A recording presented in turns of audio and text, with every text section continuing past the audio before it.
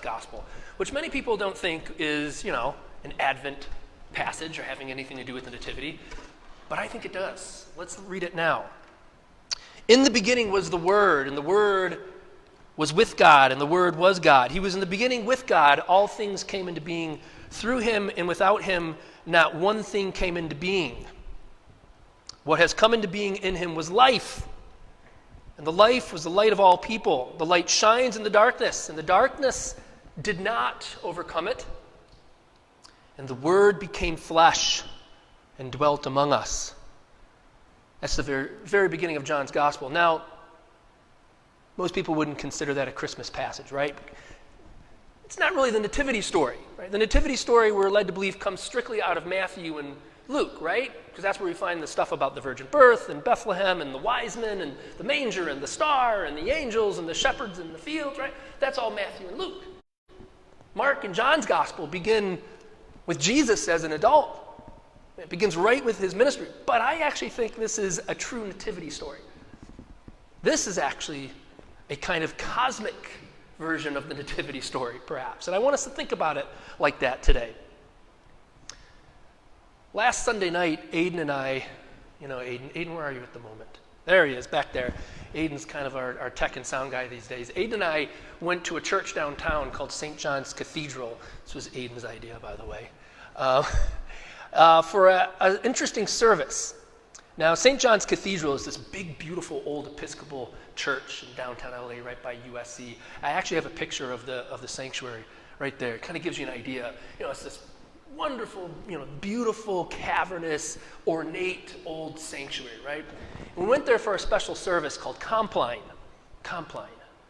Now, this is an ancient Christian tradition dating all the way back to the 6th century. It's a 1,400-year-old church service. And it began as essentially a service for monks, a service geared towards helping them wind down at the end of their busy workday and prepare themselves for rest and sleep. And so this is a service that always took place at night and by candlelight. It takes place at 8 p.m. on the first and third Sundays during the winter over at this cathedral. If you're interested, you can ask Aiden about it more, or me. And we're planning on going again. That's a sort of a tangent. Some of us, if you're interested, let us know. You can come with us. So anyway, you walk into the sanctuary. Somebody hands you a candle, all right, and a program, and tell you to go sit in the choir by the altar. Now, in a cathedral, like in a kind of a very traditional cathedral, the choir is up on the platform. You can kind of see it there. It's by the altar. There's these pews that face each other. We actually used to have a choir loft up here back in the day. And so you sit there. There's maybe about 15 or 20 of us. Less people than even this. And again, the room is completely dark. The sanctuary is completely dark except for just candlelight. And you're holding a lit candle yourself. And so the whole place is bathed, but just a little bit in candlelight. It feels very mysterious. And then suddenly, this kind of ethereal singing starts. Not from us, not from those who are sitting there, but behind the altar is a choir. And they begin singing this ancient liturgical songs. It sounds like Gregorian chant, if you're familiar. And so it's very just moving and powerful. And you sit there holding your candle, listening to this beautiful singing just fill the sanctuary with this candlelight. It's very moving. And in between the liturgies are these prolonged moments of silence, and that's intentional. It's meant to be a time of contemplation and meditation. I was very moved by all of this, deeply moved, actually. It's only a half an hour, but it felt, it felt longer. It felt very profound. And I was thinking last Sunday night as I was sitting there about how much I've changed spiritually over the years, how much my beliefs about God have changed, how much about the ways I read the Bible and think about church, and how much of that has changed. And yet, I was somewhat surprised by the fact that the way that I experience God hasn't changed. What I mean is, sitting there, I had a profound sense of connection to something much bigger than myself. I had a profound sense of connection to something ineffably beautiful and meaningful. I say ineffable because it defies words, right? For all the changing I've done over the years and my theology and what I no longer believe, right? I still connect. And I think that's true for a lot of us, right? How many of you can sympathize with what I'm saying here this morning? And you're sitting here in a church on a Sunday morning, and many of you are in deconstruction, right? And deconstruction, as we know, is a state of being. It's not like something that ends one day. You kind of live there now, right? But something doesn't change. Something actually doesn't change, I would argue. And that is that sense of transcendence, that sense of being connected to something, an event, we would call it, an event of being. God is like an event in the human experience that we don't have words for, the sense of the sacred, the sense of the divine, the sense of being connected to something truly transcendent, something that defies explanation, that transcends culture, time, and place. Human beings across time and culture, we all experience this, I would argue. So even though our ideas about God might have changed, our beliefs, I would argue our sense of the transcendence has not changed. And for me, it's actually been honed, I would say. It's been honed. It's been purified. It's been through a crucible. I like that word, crucible. It's been through a crucifixion. It's also been through a resurrection. Something in me has been born again. Perhaps you feel the same way. This is what I was thinking about last week. I'm sitting there in St. John's Cathedral downtown with Aiden. And I wanted to share that today, this second Sunday of Advent. And I wanted to share it in the context of this passage in, first in John. Before we get into that a little more, I want to say that what I'm talking about this morning, this idea of God that I want to discuss, this is called Panentheism. I'm what you might call at this point, I'm going to own this. Maybe I shouldn't, but I'm going to own it. I'm what you might call a panentheist. What does that mean? Well, pan means all, en means in or within, theist means God. All within God, it means. Now, I love how the sunlight suddenly comes to the window on me as soon as I say that. Read into that what you will. Okay. But this is not pantheism. You might have heard of pantheism before. Pantheism means all is God. Everything is God. God is the universe. Everything is God. That's okay. You can be a pantheist. That's cool. I'm not. I have some issues with that. I'm more of what you might call a panentheist. All is within God. And what I mean by that, illustration, good illustration. I didn't come up with this. Somebody else did. Think of this being like a boat, a ship, sunk within the ocean, a ship that's sitting now on the ocean floor. God can be understood as the ocean, and we are the ship. The ship is not the ocean, and the ocean is not the ship, right? They're two different things. And yet the ship is enveloped by the ocean. It's immersed in the ocean. In fact, the ship actually contains a small portion of the sea within its hull now, right? The hull is broken open.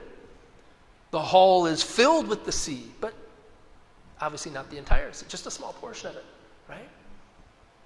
This is how I think of God. We are immersed in the divine. We are not God, so to speak, right? God is something else. God transcends the universe, and yet somehow God envelops and interpenetrates the universe, I would say. And I don't mean to promote panentheism this morning as a view everybody has to hold, okay, just to be very clear. But I have found this to be enormously helpful. Me. In my reconstruction. Okay? And perhaps I can offer it to you this morning as a possibility. We're very interested not just in deconstruction here, but what reconstruction might look like. This is an idea that has been very helpful for me, this idea of panentheism. And what I like about it is it doesn't make hard claims about the nature of God. It leaves itself open to a variety of different understandings of God and a variety of different readings of the Bible. Panentheism doesn't tell us how to define God or how to read the Bible. It leaves it open. So this is not a new kind of fundamentalism. Right? I hold my panentheism like this rather than like this. right? Remember how we used to hold on to our faith like this, with a kind of kung fu grip, this kind of desperate, I'm right and they're wrong, and I know God, and I'm certain, and I know that I know that I know, right? This kind of anxious grip. Right? This is kind of our experience of evangelicalism and conservatism, right? But we've learned to hold on to our beliefs like this, which is much more healthy. It means, I might be wrong about this stuff. Who knows? I might be totally wrong. But this is meaningful for me. This is how I hold on to a great mystery. And this is how I relate now to my Christianity. In passages like ours this morning in the first chapter of John. In the beginning was the Word, and the Word was with God, and the Word was God. He was in the beginning with God. All things came into being through him, and without him not one thing came into being. What has come into being in him was life, and the life was the light of all the people, and the light shines in the darkness, and the darkness did not overcome it, and the Word became flesh and dwelt among us. This is some esoteric stuff. This is kind of trippy stuff, actually, and it gets trippier when you consider that when John uses the word here, you've heard me maybe talk about this before. In the Greek, he's using the word logos, and that word is translated into the English as simply word, but I think that confuses the matter. John is not, in fact, I was raised to read this passage, I don't know about you, to mean, when John says the word, he's talking about the scriptures. When he says the word, was with God and the Word was God, it's talking about, what we find in the Bible, as if John is saying, in the beginning was the Bible, and the Bible was with God, and the Bible was God. No! That's absolutely not what he's saying. This is much more mystical and metaphysical than that. The original word he's using here in the Greek is this word logos, and what you need to know about logos is it is a part of Greek metaphysics. The Greeks understood logos as being this idea of the divine animating wisdom of the universe. This kind of esoteric, mystical idea that there is this transcendent consciousness that undergirds all of reality. Everything takes its being within the logos. Everything finds its being within it. All life springs out of logos, there is nothing in existence, living or otherwise, that does not exist out of this logos. Logos is the divine animating wisdom of the universe, a transcendent consciousness that undergirds all of reality. And this is one of the earliest Christian conceptions of God. Paul himself subscribes to this metaphysics. Acts 17, he's debating with the philosophers of Athens on Mars Hill, and he says, I really like what even your own poets say about God. And he quotes them. In him we live and move and have our being. In God we live and move and have our being. Our beinghood, our existence takes place within the beinghood, the divine and sacred essence of all things. Panentheism, God, all within God. This isn't some newfangled, postmodern, progressive Christian New Age baloney. This is some of the oldest ways of thinking about God and what it means to be spiritual, what it means to be a child of God, what it means to be a Christian. This is biblical Christianity. This is biblical Christianity. And we're really traditionalists actually here. Maybe we like to fancy ourselves as revisionists. We're actually traditionalists if we're advocating for a kind of panentheism. This is traditional Christianity. And what's important to understand about this vision of God I'm putting forward this morning, this is radically different from this dualistic understanding of God that many of us were raised in. Dualistic meaning binary. This idea that God is somewhere up there. God is being somewhere up there, the old man in the sky, and we're down here, and there's this kind of two-world split. There's the spirit world above and the physical realm below. I am saying that I no longer believe in any of that. God for me is no longer a being somewhere up there, out there. God for me is a sacred and divine dimension to this right here, right now. When we say Emmanuel, God with us, I take that quite literally. There is no distinction for me anymore between spirit and matter, the physical and the spiritual. The material is immaterial. There is something transcendent within the immanent. Is this not really what the incarnation, the idea of God becoming enrobed in flesh, entering into space-time, entering into history, means? Perhaps. Perhaps. At least this is where I'm at on this. It's interesting. Science itself is leaning towards this direction for us even. You think about, theories, I guess we'll say it, the law, the conservation of energy. The law of the conservation of energy says that energy is eternal, infinite, it's eternal. It can either be created or destroyed. Energy can neither be created or destroyed, but everything's energy, just in different states. Matter itself is energy. Matter is spirit, is what I'm saying. The physical is spirit. It's all spirit. Everything is spirit. Everything is energy.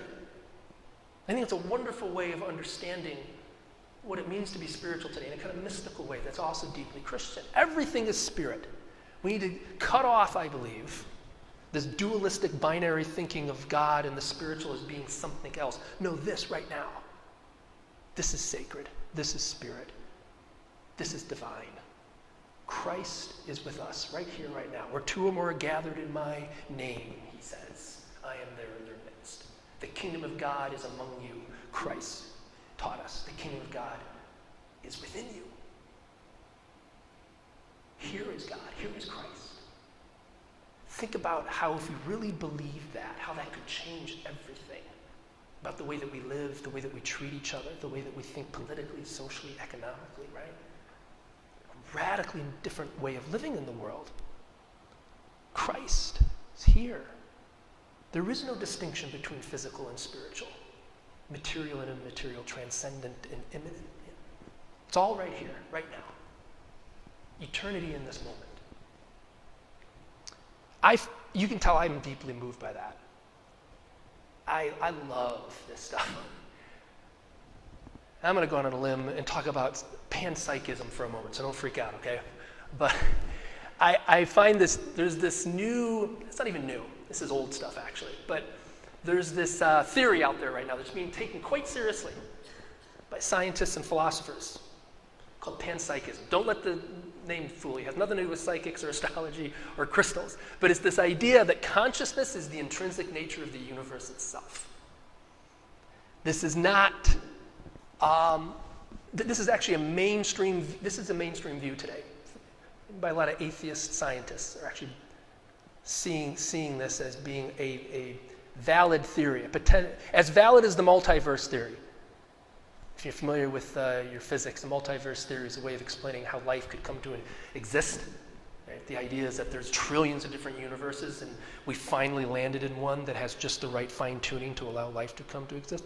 This other Panpsychism says, no. Well, perhaps multiverse, perhaps. But perhaps consciousness is not some aberration. Perhaps consciousness is not just a novel byproduct of an advanced brain like ours. Perhaps consciousness is the intrinsic nature of all things. This would explain how life could come to exist, seemingly under the power of its own volition, in a universe made up of non-living components, which is an incredible idea. This could explain why this universe and its four forces, electromagnetism, gravitation, and the weak and strong nuclear forces, why it's fine-tuned to such a precise degree to allow life to come to exist. Consciousness is the intrinsic fundamental nature of all things. This doesn't mean, and I know it sounds crazy, again, this is mainstream science today. This does not mean that rocks and socks, tables and chairs are conscious or have an inner life like us, but it does mean that electrons and neutrons and the very foundational building blocks of the universe have a kind of consciousness. Incomprehensibly simple form, okay? It sounds crazy, but this is mainstream stuff today, all right? I'm mentioning it simply because I want to bolster our spiritual understanding of the world in which we live. Again, this panpsychism, to be very clear, is not theology, it's not religion, it's neither atheism or theism. But I think for those of us who are people of faith, I think we can take that as enormously encouraging, especially if we're panentheists. That this idea that the sacred and the divine is already here. There is no two-world split. This is spiritual. This is God. This is sacred. This is divine. The logos, the transcendent consciousness of the divine is already here, saturating everything. We are that ship sunk within the ocean of God, and we have within ourselves just a small part of that sea. This is the way I'm thinking lately. This is, I guess, a picture of my reconstruction, you could say, and maybe it's meaningful for you too. That's why I'm sharing it. Today is the second Sunday of Advent, as Mac said, and our theme is peace. And I wanted to share this also because I take great peace in these ideas. I find a kind of serenity, a kind of peace of mind, and frankly, these ideas for me add a certain richness to life. It's an added richness. I think it enhances my sense of wonder and awe and mystery. And maybe it can for you too. Give you some peace and some serenity and some greater wonder and awe in your spiritual experience. I hope so. I also want to say that I think that these ideas of God and the divine, I think it leads us to a place of greater moral and ethical goodness. I think it leads us to a better place morally and ethically. It's funny, I've never met somebody with a panentheistic worldview that was just a horrible person. Just a racist, a sexist, homophobic, somebody who thought, if you don't believe like me, you are doomed. God is going to just incinerate you if you don't. I've never met somebody with these kind of very logocentric, panentheistic, worldview that just was this horrible person, People who believe that life is infused with a kind of divine and sacred dimension, or that God is everywhere. People who believe that God is available to everybody, regardless of their culture or their creed, these tend to be pretty humble, open-minded, and ethical people. I don't think that's a coincidence. If you live with an awareness of divine like that, if you live with the sense that God is here, God is now, that this is sacred, this is holy, you're sacred, you're holy. My neighbor is in fact Christ, as he taught us in Matthew 25, the one in need is in fact God's presence with us. If we really live like that, that's going to make us, I think, into Christ-like people. How could it not make us into Christ-like people? So, that's my message today.